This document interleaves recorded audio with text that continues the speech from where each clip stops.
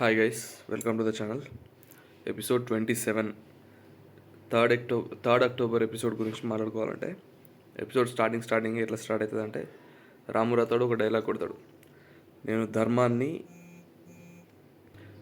ధర్మాన్ని నమ్ముతా, బీబీ హౌస్లో బర్నీ అన్నని నమ్ముతా అని ఒక డైలాగ్ కొడతాడు. దాంతోనే ఎపిసోడ్ స్టార్ట్ అవుతుంది. అప్పుడు బర్నీ ఏమంటాడంటే, ధర్మాన్ని నమ్ముకోరా సరిపోతుంది, బర్నీ అన్నని కాదు అంటాడు. ఎందుకంటే నాకు ఈ ఎక్స్పెక్టేషన్స్ ఎక్కువైతున్నాయి. అందరు ఈయన మీదనే నమ్మకం పెట్టుకుంటే ఎవరికన్నీ ఏమేమని చేస్తాడు ఈయన. అట్లున్నది ఆయన పొజిషన్ ఇప్పుడు. అఫ్కోర్స్ రాము రాథోడ్ మరీ అంతేం ఇబ్బంది పెట్టాడు, ప్రతిసారి వచ్చి ఫేవర్స్ అడుగుడు అటువంటి ఏం చేయడు. కానీ ఇక అర్థం చేసుకోవాలి ఆయన పరిస్థితి. ఎట్లా బర్నీ టాపిక్ వచ్చింది కాబట్టి బర్నీ చుట్టూ ఏం ఏం జరిగింది దాని గురించి మాట్లాడదాం. ఫస్ట్ ఇగో చిన్న పంచాయతీ జరుగుతుంది. తనుజ బర్నీని, నాన్న మీరు నాకు ప్రోటీన్ పౌడర్ ఇస్తలేరు, నన్ను పట్టించుకుంటలేరు, ఇక ఏదో సోది చెప్తుంది. అది జోక్గానే స్టార్ట్ అయింది. కాకపోతే తనుజ అది ఏంటంటే జోక్గా స్టార్ట్ చేసి ఎప్పుడు సీరియస్ అయ్యి ఎప్పుడు అలుగుతుందో తెలియదు అన్నట్టు అట్లా పోతుంది తనుజది. ఏమైనా చెప్పుడు, అరే నువ్వే నా ఫస్ట్ ప్రయారిటీ, అది ప్రోటీన్ పౌడరే నీదని చెప్పినా కదమ్మా, అది ఇదని చెప్తాడు. ఎవరికి ఇచ్చిన మళ్ళీ శ్రీజకి ఇస్తే శ్రీజ తీసుకుంటుంది, పోయి అది చూసి మళ్ళీ అరుగుతుంది. పక్కన నుంచి కామెంటరీ ఇస్తుంటారు ఇమాన్యువల్ వీళ్ళు, అయిపోయింది నీ పని, ఇక నువ్వు ఒంటరిదానివే అది అని చెప్పేసి. ఇక మధ్యలో చిన్న డైలాగ్ కొడుతుంది సుమన్ ఉద్దేశించి. ఏంటి సుమో, నేను ఇక్కడ ఒకవైపు నేను ఒంటరిదాన్ని అని చెప్తున్నా అని ఒక మాట అనవేంది నేనున్నా అని చెప్పి సుమన్ శెట్టికి ఒక డైలాగ్ ఇస్తుంది. ఇక పోయి అలిగినట్టు సోఫాలో పడుకొని మెత్త కవర్ చేసుకుంటుంది ఫేస్ మీద. కాకపోతే ఈమెది ఇక అలా బాధ ఏంటంటే ఈమె కామెడీ చేసి ఎప్పుడు నిజంగా నిలుతుందో తెలియదు అన్నట్టు అట్లుంది పరిస్థితి. అది ఎందుకంటే మనం టాస్క్లో కూడా చూసుకోవచ్చు. టాస్క్ స్టార్ట్ అయినాక ఈమె తనుజ రీతుని తీసుకుపోతుంది అన్నట్టు భరణి దగ్గరికి. తీసుకుపోయి భరణి నేను నా సపోర్ట్ రాముకి అని చెప్పినప్పుడు, అరే నేను రీతుని తీసుకొచ్చి నేను రీతుకి చెప్తున్నా, నేను నాన్న ఖచ్చితంగా మనకే సపోర్ట్ చేస్తారని నేను చెప్తుంటే నువ్వేమో రాము రాథోడ్కి సపోర్ట్ చేస్తా అంటున్నావు అన్నట్టు ఆమె వాదన. ఇక లేదమ్మా నేను రాము రాథోడ్కి సపోర్ట్ చేస్తా అన్నట్టు బర్నీ అన్నప్పుడు అలిగి కూర్చుంటుంది. ఇక పక్కకి ఫేస్ మొత్తం పెట్టి ఇట్లా బుంగమూతి పెట్టి కథం పక్కకు పోతుంది. అందుకే లాస్ట్కి రాము రాథోడ్ గెలిచినాక బర్నీ ఒక డైలాగ్ కొడతాడు సింపుల్గా, నేను ఎవ్వరికి ఏం చెప్పాల్సిన అవసరం లేదు, కానీ నీకు చెప్తున్నా రీతు, ఏం ఫీల్ కాకు, నేను నీకు మాటిస్తున్నా, అంటే నెక్స్ట్ టైం నీకు ఖచ్చితంగా హెల్ప్ చేస్తా అన్నట్టు ఒక ప్రామిస్. అంటే ప్రామిస్ డైరెక్ట్ చేయడు కానీ ఇండైరెక్ట్ ప్రామిస్ లాగా అనిపించింది.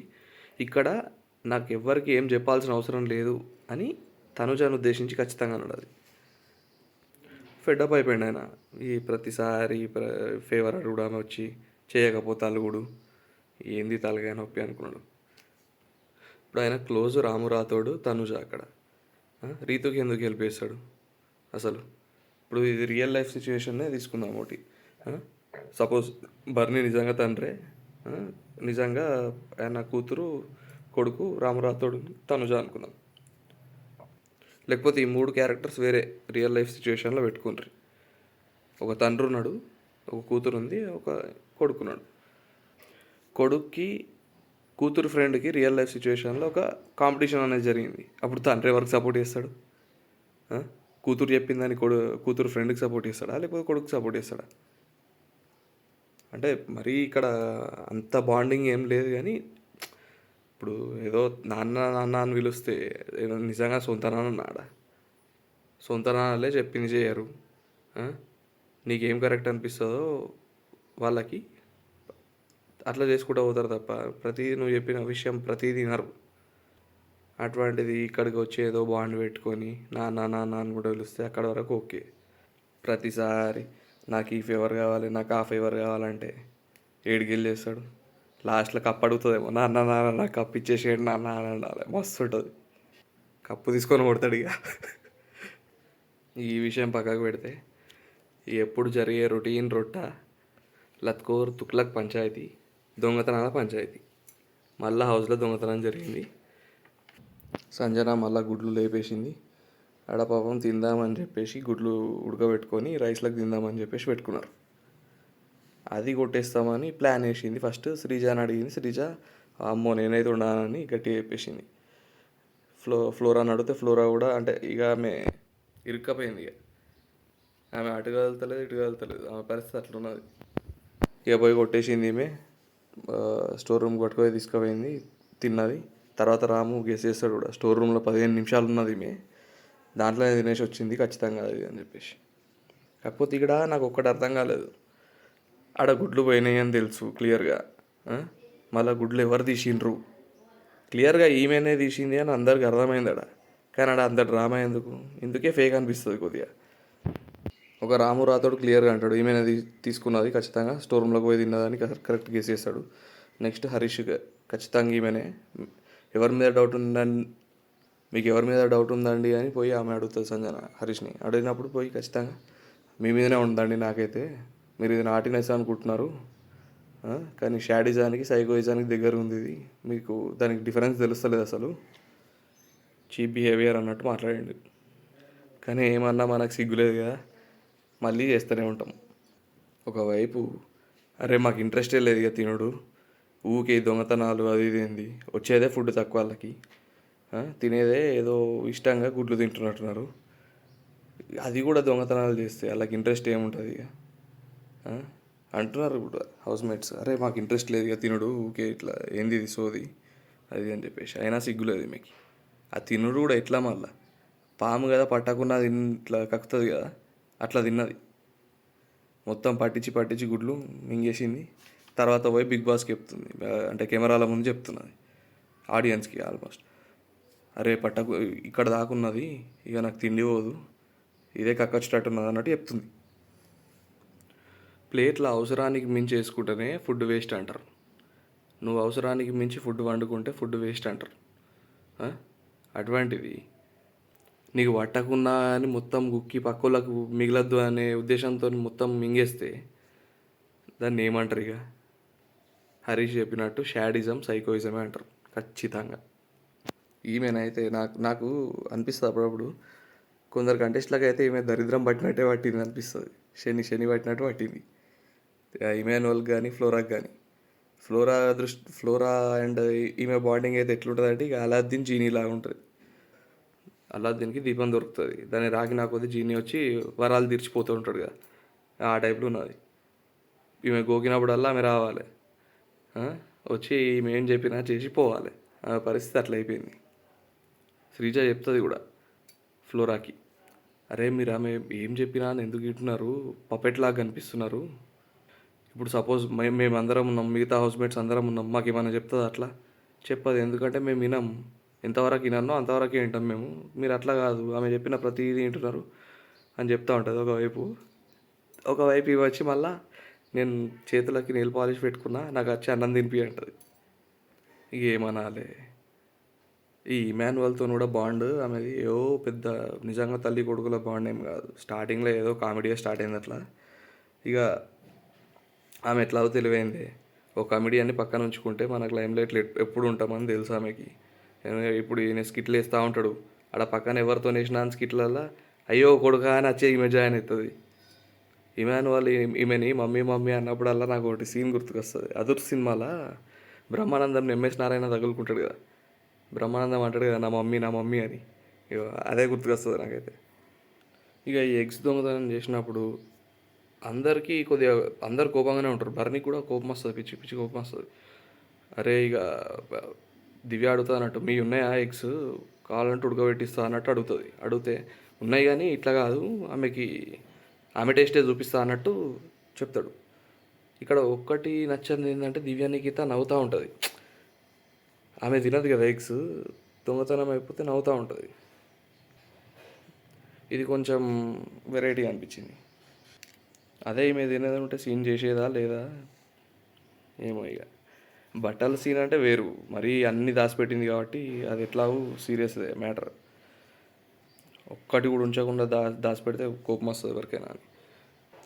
అరే ఆమెకే ఫుడ్ మానిటర్గా ఆమెనే పెట్టిండ్రు, ఆమెనే దొంగతనాలు చేస్తుంటుంది. కెప్టెన్సీలో కూడా అంతే చేసింది, ఆరెంజెస్ అవి ఇవి దొంగతనాలు చేసి ఆమె పాయింట్ ఏదో ప్రూవ్ చేసుకుందామని. డిమాండ్ పవన్ కూడా కరెక్ట్ అడుగుతాడు, అరే నువ్వే మానిటర్వి, ఇట్లయితే ఇక మానిటర్లా ఉండకు నువ్వు, అసలు ఏం చేస్తున్నావు అది ఇది అని అడిగితే ఆమె, అరే నేనేం చేసినా, నేను కాదు అని చెప్పినా కదా అంటది. సరే నువ్వు కాకపోతే ఏంది, నువ్వు ఫుడ్ మానిటర్వి, పోయి అడగాలి కదా మరి అందరిని ఎవరు చేసిండ్రు అని కరెక్ట్ పాయింట్ అంటాడు. ఇక అప్పుడు వెళ్తుంది, అరే అవును కదా అని లేస్తుంది. ఇక మళ్ళీ డ్రామా స్టార్ట్ చేస్తుంది, పోయి అందరిని అడుగుకుంటా ఫస్ట్ పోయి హరీష్నే అడుగుతుంది. గట్టిగా చెప్పేస్తాడు ఆయన, సైకో విను, షాడిస్ట్ విను అన్నట్టు, నువ్వు కాకుండా ఇంకెవరు తీస్తారు అన్నట్టు చెప్తాడు. ఈ విషయము గట్టిగా ఉంటుందని ఎక్స్పెక్ట్ చేస్తున్నాను నేను.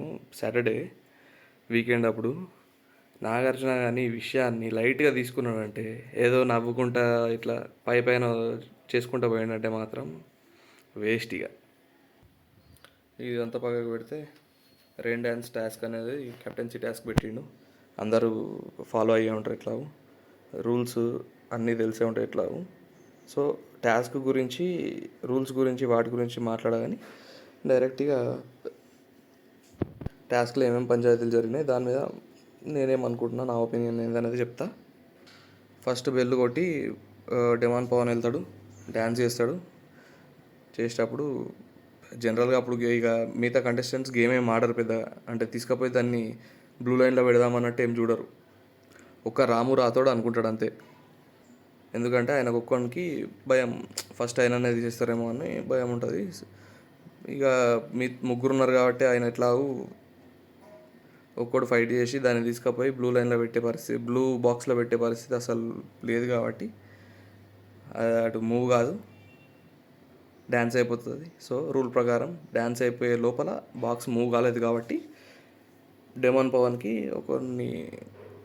ఒక కంటెండర్ని ఎలిమినేట్ చేసే ఛాన్స్ వస్తుంది. ఆశ్చర్యంగా కళ్యాణ్ని ఎలిమినేట్ చేస్తాడు. ఈ ఎలిమినేట్ చేసినాక ఇక చెప్తాడు రీజన్స్, సోది రీజన్స్ చెప్తారు ఇద్దరు, రీతు డిమాండ్ పవన్ ఇద్దరు. క్లియర్గా అనుకున్నారు కళ్యాణ్, ఈమె గుసగుసలాడుతుంది చెవుల, కళ్యాణ్ని తీసేసే ఫస్ట్ అని చెప్పేసి.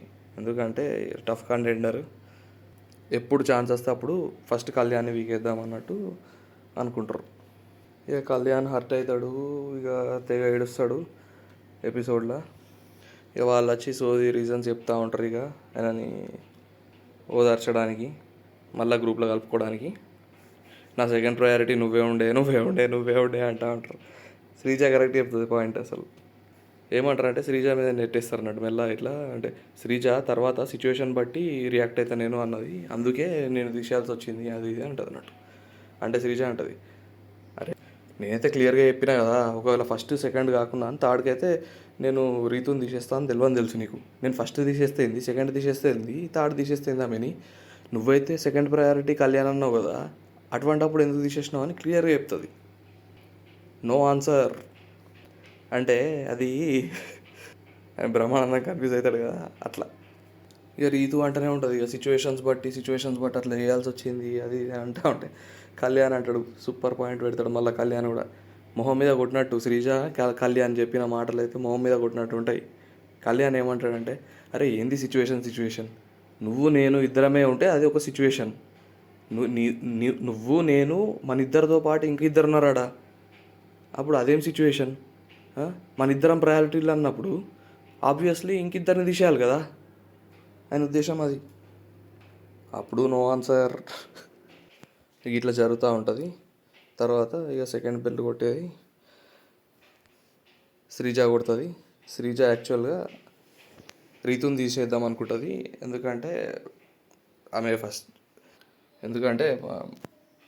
ఫస్ట్ పోయి కళ్యాణ్ని తీసేసిండ్రు కదా, సో రివెంజ్గా రీతుని తీసేద్దాం అనుకుంటుంది. కానీ తర్వాత ఇమ్ముని తీసేస్తుంది. రీజన్ ఏం చెప్తుంది అంటే, ఆల్రెడీ కెప్టెన్సీకి నీకు అందరం సపోర్ట్ చేసి కెప్టెన్ అయినావు నువ్వు, సో నీకు ఫేర్ ఛాన్స్ అయితే దొరికింది, అందుకే నేను తీసేయాలనుకుంటున్నాను ఒక రీజన్ చెప్తుంది.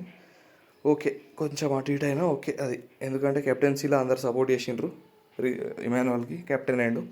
ఇక అది పరిస్థితుల కారణంగా కెప్టెన్సీ పోయింది, వాళ్ళ అమ్మకే ఇచ్చేసుకున్నాడు, దానం చేసేసిండు కెప్టెన్సీ, అంటే సాక్రిఫైస్ చేసేసిండు వాళ్ళ అమ్మ కోసం. సో ఓకే అది అందరైతే సపోర్ట్ ఇచ్చిండ్రు ఇమాన్యుయల్కి. ఇక ప్రతిసారి ఆయనకే సపోర్ట్ ఇవ్వాలంటే కష్టం కదా, అది కూడా అర్థం చేసుకోవాలి. So Kalyan and Emmanuel out of the game. థర్డ్లో భరణి కొడతాడు బెల్, ఇక్కడ అసలు సూపర్ థ్రిల్లర్ లాగా జరిగింది టాస్క్. బిగ్ బాస్ పాట ఆపుతానే లేడు అసలు. ఎంతసేపు చూసినా చాలాసేపు జరిగింది అనిపించింది పాట అయితే. ఇటు సైడ్ వీళ్ళిద్దరు టఫ్ ఫైటింగ్ జరుగుతుంది. అరే ఆల్మోస్ట్ రీతు లాక్కపోయింది బ్లూ బాక్స్ దగ్గర దాకా. మనోడు సూపర్గా డిఫెండ్ చేసుకున్నాడు అసలు రాము రాథోడ్.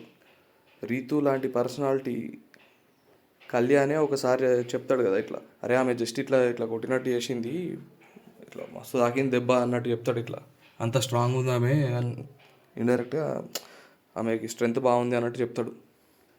ఇంకో టాస్క్లో మళ్ళీ రాము రాథోడ్ని ఈజీగా ఆపేస్తుంది ఆమె ఒకతే స్టార్స్ టాస్క్లా. అటువంటి ఆమెతో ఫైటింగ్ చేసుకుంటా దాన్ని లాక్కపోనీయకుండా ఎంత మంచిగా డిఫెండ్ చేసుకున్నాడు. పక్కకు తీసుకుపోతాడు, ఇక బ్లూ బాక్స్ దగ్గరికి వెళ్ళిపోతుందని చెప్పేసి సడన్గా దాన్ని పక్కకు మళ్ళిస్తాడు. అందరు ఇట్లా ఉత్కంఠతో చూసాడు మొత్తం హౌస్మేట్స్. ఆఖరికి భరణి కూడా డ్యాన్స్ ఆపేసి ఇట్లా ఉత్కంఠతో చూస్తూనే ఉంటాడు. అరే ఏం జరుగుతుంది, గెలుస్తుందేమో రీతు అన్నట్టు. ఒకవేళ తీసుకుపోయి బ్లూ బాక్స్లో పెడితే భరణి ఏం చేయలేడు, ఇక నో ఎలిమినేషన్. రాము రాథోడ్ని కెప్టెన్సీ టాస్క్లో గెలిపించలేకపోతాడు. మొత్తం థ్రిల్లింగ్ ఎక్స్పీరియన్స్ అనిపించింది అసలు. ఎంత మంచిగా డిఫెండ్ చేసుకున్నాడు రాము రాథోడ్. ఇద్దరు చాలా ఫైట్ చేసారు, చాలా స్ట్రగుల్ చేసారు చాలాసేపు. పాటలు వేస్తూనే ఉన్నాడు. ఆ పాట 15 నిమిషాల పాట అది. అదేమో అయిపోతూనే లేదు పాట. అంతసేపు థ్రిల్లింగ్ ఎక్స్పీరియన్స్ తర్వాత లాస్ట్కి పాట అయిపోయింది, డ్యాన్స్ అయిపోయింది. బాక్స్లోకి బ్లూ బాక్స్లోకి అది వెళ్ళలేదు కాబట్టి ఆ స్టేడియమో పోడియమో ఏదోటి అంబ్రెల్లా ఉన్నది. సో భరణి ఒకరిని ఎలిమినేట్ చేయాలి కాబట్టి రీతుని ఎలిమినేట్ చేస్తాడు. మిగిలింది Ramu Rathod next captain, 4th captain of the house Ramu Rathod. ఇదంతా అయిపోతుంది. రాము రాథోడ్ కెప్టెన్సీ టాస్క్లో విన్ అయ్యి కెప్టెన్ అయింది కదా. ఇక అది పక్కకు పెడితే చిన్న టాస్క్ ఇస్తారు. అంటే వెబ్ సిరీస్ నుంచి ర్యాంబో ఇన్ లవ్ అనే వెబ్ సిరీస్ నుంచి ఇద్దరు మెయిన్ లీడ్స్ వస్తారు. వచ్చి ఒక చిన్న టాస్క్ కండక్ట్ చేస్తారు. అక్కడ ఉన్న ఫ్లవర్ని వాళ్ళకి నచ్చిన వాళ్ళకి డెడికేట్ చేయాలన్నట్టు. అంటే వాళ్ళ రియల్ లైఫ్ లవ్ స్టోరీస్ అట్లా చెప్పి వాళ్ళకి డెడికేషన్గా ఇవ్వాలి అని చెప్పి ఒక చిన్న టాస్క్ ఉంటుంది. దాంట్లో ఫస్ట్ వీళ్ళిద్దరు వచ్చి చెప్తారు. మెయిన్ లీడ్ వాళ్ళ పర్సనల్ లవ్ స్టోరీస్ ఏదైనా చెప్తే బాగుండు అనిపించింది. మళ్ళీ వచ్చి ఎట్లా ప్రమోషన్ చేస్తున్నారు, దాంట్లో కూడా మళ్ళీ లవ్ స్టోరీస్ అది ఇదని టాస్క్ పెట్టి మళ్ళా వాళ్ళిద్దరు సీరియల్లో జరిగిన లవ్ స్టోరీ, వాళ్ళిద్దరి మధ్యలో జరిగిన లవ్ స్టోరీని చెప్పుడు అంత అనిపించలేదు. బట్ ఎనీవే వాళ్ళది ప్రమోషన్ అట్లా చేసుకున్నారు. తర్వాత ఓన్లీ ఇమాన్యువల్దే వచ్చింది. మరి అంటే ఎంతమంది చెప్పిండ్రు లవ్ స్టోరీస్ అది ఐడియా లేదు. ఇమాన్యువల్ది ఒకటిదే వచ్చింది. మరి చెప్పలేదా? ఇమాన్యువల్ అవ్వగానే ఏమన్నా ఎంత ఎక్కువై బిగ్ బాస్ ఇక చాలు మీ స్టే బయటకు వెళ్ళిపోండి అని పంపించేసిండా. ఏంది కథ అనేది తెలియదు. మీకు తెలిస్తే కామెంట్ చేయండి. ఇమాన్యువల్ లవ్ స్టోరీ ఓకే మంచిగా అనిపించింది, కొద్దిగా హార్ట్ ఫెల్ట్ అనిపించింది. కానీ లాస్ట్లో డైలాగ్ కొడతాడు కదా, ఆమె కోసమే కప్పు కొడతా అని. కప్పు తీసుకుపోయి ఆమె చేతిలో పెట్టాలి, అందుకన్నా కప్పు కొడతా అని. ఈ డైలాగ్ ఎంతమందితో కొడతావు బాబు అనిపించింది. సంజనాతో కొడతాడు, వాళ్ళ అమ్మకి కప్పిస్తా అంటాడు, సంజనాకి కప్పిస్తా అంటాడు. ఇప్పుడేమో గర్ల్ ఫ్రెండ్కి కప్పిస్తా అంటున్నాడు, వాళ్ళ కోసమే కప్పు కొడతా అంటాడు. ముందట ఎవరు ఉంటే మీకోసమే కప్పు కొడతా అంటాడు. అది ఒక్కటి కొద్దిగా వెరైటీ అనిపించింది నాకు. ఇక లాస్ట్లో Tanuja and Emmanuel talking about Bharani back bitching అనుకోండి. ఈమెకు ఫేవర్ చేయలే కదా ఇవాళ టాస్క్లా, మండింది ఏదో కథ. ఇక దీన్ని నామినేషన్స్ దాకా తీసుకుపోతుందట, ఏం చేస్తుందో చూడాలి. వాళ్ళ ఫ్రెండ్స్ చెప్పిరట బేసిక్గా పవన్